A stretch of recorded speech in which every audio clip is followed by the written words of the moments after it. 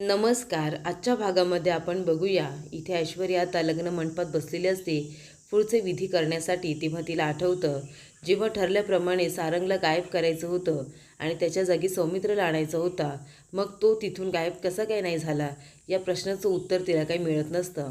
त्यानंतर आता तिला इथे जानकी येऊन सांगत असते की तुला थोडं वाकावं लागेल हार घालण्यासाठी.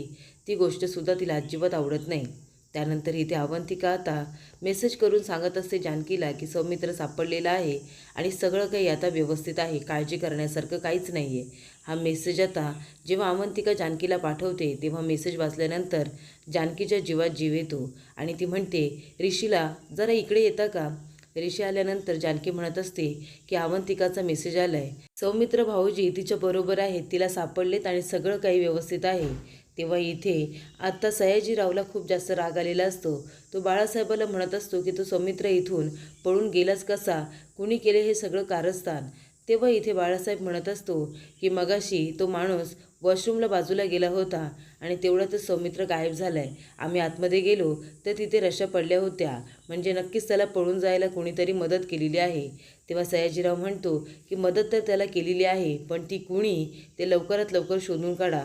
त्याचं आयुष्य उद्ध्वस्त केल्याशिवाय मी काही स्वस्थ बसणार नाही आहे. तर इथे ऋषी आता जानकीला म्हणत असतो की इथे सारंगचं आणि ऐश्वर्याचं लग्न व्यवस्थित पार पडलं आणि तिकडे आपला सौमित्रसुद्धा सापडलेला आहे, म्हणजे सगळ्या गोष्टी आता सुरळीतपणे पार पडत आहेत.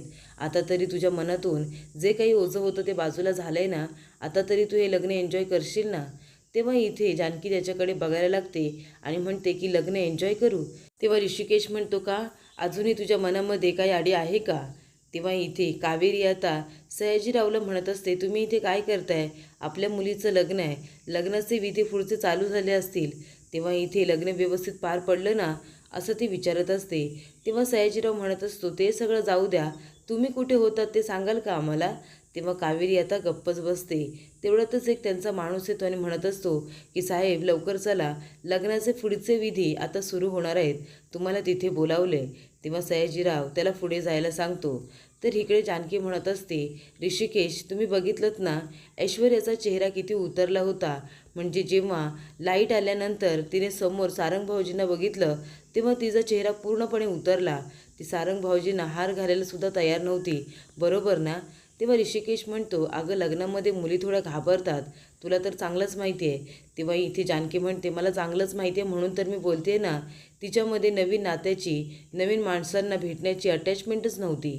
तेव्हा इथे हारसुद्धा तिला 3-3 वेळा सांगण्यात आलं तेव्हा तिने घातला, असं सुद्धा जानकी ऋषिकेशला म्हणते. ते हार घालायला सुद्धा सारंग भाऊजींना तयार नव्हती, ही गोष्ट मला कुठेतरी खटकते. तेव्हा ऋषिकेश म्हणत असतो, अगं नको एवढा विचार करू, तसंही मुलींचं लग्न होत असताना आपल्या आईवडिलांना त्या सोडून जाणार या काळजीने त्या कासावीस झालेल्या असतात. तर इथे आता सारंगला सांगितलेलं असतं गुरुजींनी मंगळसूत्रामध्ये हळदी कुंकू टाकायला. ते तो टाकत असतो, सगळे विधी अगदी व्यवस्थित पार पडत असतात. तेव्हा इथे गुरुजी म्हणत असतात की आता हळदी कुंकू घातल्यानंतर ते जे सूत्र सांगत असतात ते इकडे सारंग आता बोलत असतो आणि त्यानंतर ते मंगळसूत्र ऐश्वर्याच्या गळ्यात घालायला सांगितलेलं असतं. तेव्हा इथे आता सारंग ते मंगळसूत्र आपल्या हातामध्ये घेतो. गुरुजी ज्या पद्धतीने सगळं विधी करायला सांगत असतात ते करत असतो आणि आता ऐश्वर्याच्या गळ्यामध्ये ते मंगळसूत्र घालायला जातो. तेव्हा ऐश्वर्याला खरं तर खूपच जास्त राग आलेला असतो, पण ती आता काही बोलत नसते. ती म्हणते, आता जर मी हे लग्न मोडलं तर बदनामी या रणदिवेंची होणार नाही तर माझ्या डॅडचीच बदनामी होईल, असं ऐश्वर्या म्हणत असते. त्याच्यामुळे हे लग्न आता मला करावंच लागणार आहे. तर गुरुजी म्हणतात की आता जोडव्या घालण्याचा विधी करून घ्या. तेव्हा तिथे जानकी आहे, त्याने म्हणते, जाऊ बाई पाय पुढे करा, मी तुम्हाला जोडवं घालते. तेव्हा इथे ऐश्वर्या आता आपला पाय पुढे करते आणि जानकी तिच्या पायामध्ये आता जोडवंसुद्धा घालते. तेव्हा इथे जानकी तर खूप खुश असते, पण ऐश्वर्या खुश असण्याचं फक्त नाटक करत असते. त्यानंतर गुरुजी म्हणतात की आता गठबंधनाची गाठ बांधायची आहे. तेव्हा आजी म्हणतात की ऐका, हा मान माझ्या शर्वरीचा आहे, कारण ती नणंद आहे ना आणि सारंगची बहीण आहे. तेव्हा आता इथे जाते शर्वरी आणि गठबंधनाची गाठ बांधत असते. तेव्हा सगळेजण म्हणतात की उखाणा घ्यावा लागेल. तेव्हा सारंग म्हणतो, उखाणा जमतोय ना? तेव्हा जानकीसुद्धा म्हणते की उखाणा तयार आहे ना शर्वरी वंश? तेव्हा शर्वरी म्हणते, हो मला उखाणा येतोय, आणि ती खूप सुंदर असा उखाणा घेते. तेव्हा सगळेजण खुश होतात, हसायला लागतात. त्यानंतर इथे आता आहेरसुद्धा आणलेला असतो, बहीण म्हणून आता कावेरी शर्वरीला तो आहेरसुद्धा देते. तर इकडे सौमित्र खूप जास्त टेन्शनमध्ये असतो. ऐश्वर्याने त्याच्याबरोबर जे काही केलेलं असतं त्यामुळे तो खूपच जास्त आता टेन्शनमध्ये आलेला असतो, घाबरलेला असतो. तर इथे आता विधी चालू असताना ऐश्वर्याच्या मनाची आता खूप जास्त घालमेल चालू झालेली असते, कारण तिच्या मनाप्रमाणे काही होत नसतं. सौमित्राला तिने बंद करून ठेवलेलं असतं, कारण तिला त्याच्याबरोबरच लग्न करायचं असतं. पण आता इथे बाजी आता उलटी झालेली असते. ऐश्वर्याचं लग्न हे सारंगबरोबर होत असतं आणि सौमित्र पळून गेलेला असतो आणि तो अवंतिकाबरोबर असतो. तर इथे ऐश्वर्याला आठवत असतं, जेव्हा तिला हळद लागते तेव्हा ती येऊन आउट हाऊसमध्ये सौमित्राला आपली उष्टी हळद लावते आणि नंतरला त्याच्या अंगाची उष्टी हळद ती स्वतःला सुद्धा लावून घेते आणि ती सौमित्राला म्हणत असते, मी तुझ्या नावाची मेहंदी माझ्या हातावरती पाडणार आहे. कळलं तुला? तुझ्या नावाची मेहंदी असणार आहे आणि लग्नसुद्धा आपल्या दोघांचंच होणार आहे. तेव्हा इथे ऐश्वर्या आता सौमित्राला म्हणालेली असते की मी तुझ्या कपड्यांचे मेजरमेंट घेते, कारण लग्नाला तुला खूप छान आणि रुबाबदार दिसायचं आहे ना, कारण तुझं आणि माझं लग्न होणार आहे. मग कपडे तर छान शिवून आणायलाच हवेत ना, म्हणून मीच मापं घेते. त्यानंतर ऐश्वर्याने आता एकाच ताटामध्ये जेवण आणलेलं असतं आणि ती म्हणत असते की आपण दोघंजणं एकाच ताटामध्ये जेवूया, म्हणजे आपल्या दोघांमधलं प्रेमसुद्धा वाढेल. तर इकडे ऐश्वर्याला या सगळ्या गोष्टी आता आठवत असतात. तेव्हा तिचा तो उतरलेला चेहरा आणि रागावलेला चेहरा बघून जानकी आपल्या मनामध्ये म्हणत असते, तू आता कितीही रागावली असशील, तुझ्या मनामध्ये कितीही प्रश्न असतील ना, तरीच तू जेव्हा रणदिवेंच्या घरात येशील तेव्हा मी मोठी जाऊ म्हणून तुझं प्रेमाने स्वागतच करणार आहे. तर इथे एक एक सप्तपदी घेत असताना आता एक एक सुपारी बाजूला करत असताना ऐश्वर्या अगदी रागारागाने आपलं पाऊल उचलत असते आणि ते जानकीच्या लक्षात येत असतं. जानकी म्हणत असते, तू कितीही चुका गेल्यास ना तरी सांभाळून घ्यायला आम्ही आहोतच. फक्त सारंग भाऊजींबरोबर तू सुखाचा संसार कर. घरामध्ये येऊन कट कारस्थानं कपटं काही करू नकोस, कारण का जर तू तसं करण्याचा प्रयत्न केलास तर मी कितीही नाजूक दिसत असले ना तरीसुद्धा मी रणरागिणीचं रूप धारण करेन आणि माझ्या कुटुंबाला त्रास देणाऱ्या व्यक्तीला मी काही माफ करणार नाही, असं जानकी म्हणत असते. त्यानंतर इथे आता घराचा मी सत्यानाश करेन आणि इथे रणदिवेंचं घर उद्ध्वस्त करेन, त्यासाठी मी आलेली आहे, असं म्हणून ऐश्वर्या आपलं पाऊल उचलते. तेव्हा तिला ठेच लागते ती आणि पडायला जाणार. तेवढ्यातच तिथे जानकी येते आणि ऐश्वर्याला पकडते. ऋषी येतो आणि सारंगला पकडतो. त्यानंतर गठबंधनाची गाठ सुटणार तेवढ्यातच जानकीने ती गाठ घट्ट हाताने पकडलेली असते आणि ती पुन्हा ती घट्ट बांधून टाकते.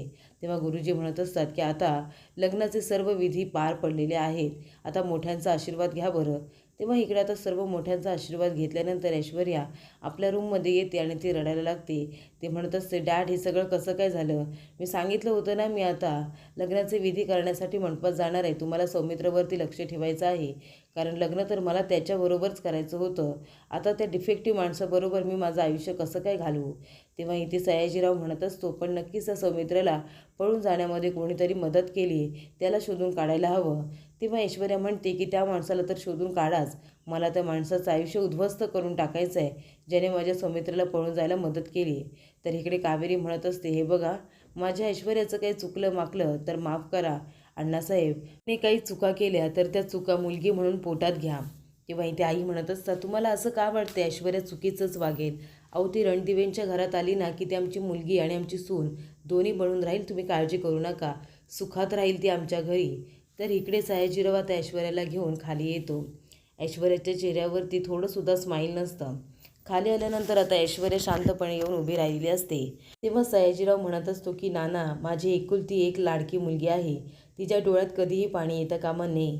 तेव्हा नाना म्हणत असतात, अरे सयाजी, असं काय बोलतोयस तू?